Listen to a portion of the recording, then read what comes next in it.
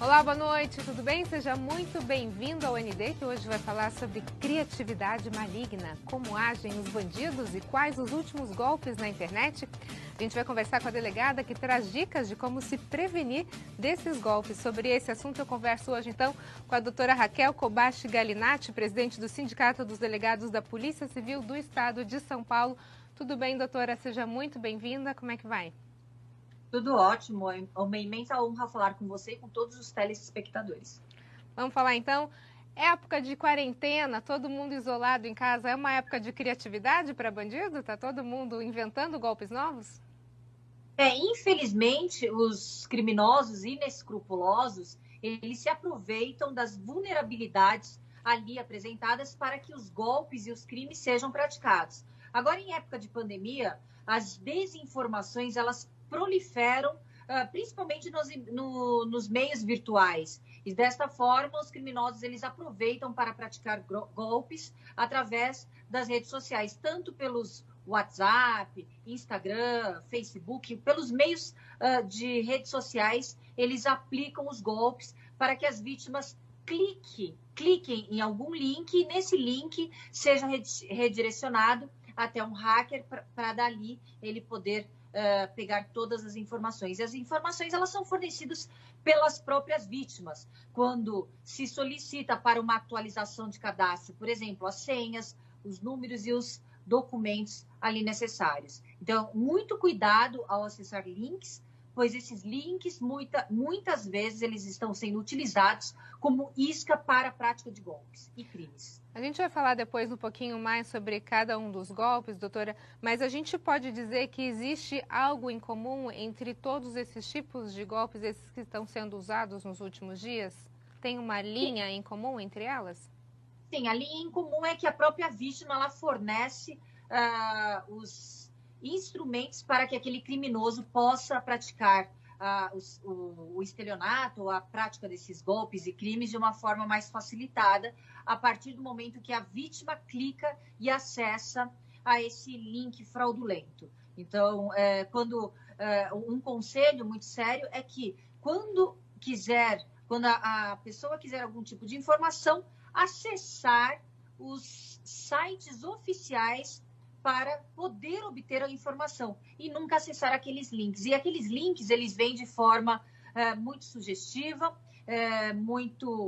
de uma forma em que, por exemplo, se oferece brinde, prêmio, se oferece vacinas, que não existe ainda da Covid, por exemplo, ou bolsa, auxílio.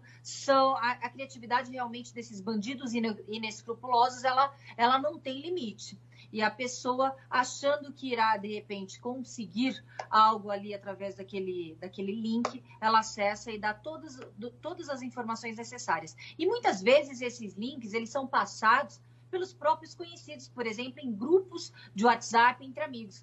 Muitas vezes a pessoa ela passa e transmite um link criminoso sem mesmo ter ciência que está passando esse link. E esse link ele ali circula entre os grupos de redes sociais, principalmente entre amigos.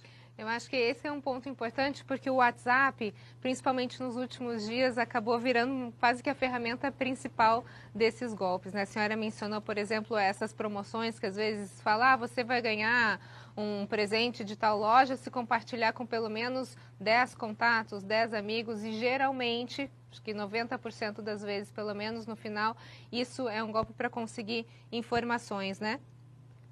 Por exemplo, tanto na Páscoa, no Dia das Mães, e agora a gente prevê que agora, no Dia dos Namorados, links falsos de lojas fornecendo algum brinde, algum sorteio, alguma forma de presentear aquele que acessa o link, pode estar ali sendo utilizado para conseguir capturar os dados, as senhas das vítimas. Doutora Raquel, a gente está falando sobre os últimos golpes, né, os mais comuns agora desse tempo de Covid, e muita gente está usando também exatamente essa época de pandemia para aplicar golpes. Como é que são os golpes do coronavírus? Existem diversos golpes, desde a solicitação de proporcionar aquele auxílio Covid, pedidos de doação para hospitais filantrópicos, esses pedidos geralmente de doação para depósito bancário, eles são praticados através daqueles que estão nas penitenciárias. A gente percebe que são contas desses que utilizam contas através de laranjas para a prática desses golpes. Proporcionar o teste grátis, vacina, tudo que é correlacionado ao Covid, esses golpes são praticados. Principalmente idosos, é uma atenção redobrada, porque muitas vezes esses criminosos, eles se camuflam de serem funcionários de instituições bancárias, cartões de crédito, falando que, como há uma necessidade desses idosos estarem isolados, em isolamento social, por serem parte daquele grupo de risco, um funcionário irá se dirigir até a residência para fazer a troca do cartão. Não acreditar nessas ligações ou nessas informações e pedir o auxílio para alguém que tenha uma maior familiaridade com os meios através da internet. Agora, a gente estava falando sobre a questão do fornecimento de dados, que é também uma das grandes sacadas dos criminosos, né? Estão em busca disso. Em que situações, doutora, é perigoso fornecer esses dados? Como que o consumidor, então, pode se precaver? Por exemplo, liga, de repente, uma operadora de telefonia, enfim, pedindo os dados. Você só confere os dados, você pede para a pessoa te passar os dados que ela já tem. Como que pode ser a forma mais segura, então, de se passar esses dados? Desligue o telefone imediatamente. Caso você tenha algum problema, caso você queira falar com alguma prestadora de serviço, seja ela internet, telefone celular, qualquer outro tipo de serviço, você deve solicitar esse serviço. Se for algum telefonema que você recebe te oferecendo algo, desligue imediatamente. E se você ficar na dúvida, ligue, procure qual é o telefone oficial, o site oficial e entre em contato para saber se realmente você foi procurado por alguma propaganda, por algum serviço oferecido por essa operadora. 99,99% das vezes, com certeza, não será da operadora. Eu posso quase que garantir que 100% não será da operadora solicitar através de um telefonema autônomo para essa pessoa a solicitação de dados. Os dados, geralmente, eles são solicitados quando a própria pessoa procura esse telefone para algum tipo de informação. Doutora, eu gostaria de falar agora nesse bloco um pouquinho sobre a questão do cyberbullying. É uma situação que está crescendo bastante na internet e, principalmente nesse tempo de quarentena, está todo mundo muito conectado, né? Principalmente o bullying e o cyberbullying, ela é uma inovação de uma prática, de uma doença social que ainda não é tipificada como crime. É a tentativa de diminuição da pessoa, de menosprezo da pessoa, uma tentativa de ridicularizar essa pessoa através de palavras, gestos, muito praticados nos meios acadêmicos, nos meios escolares, principalmente entre os adolescentes.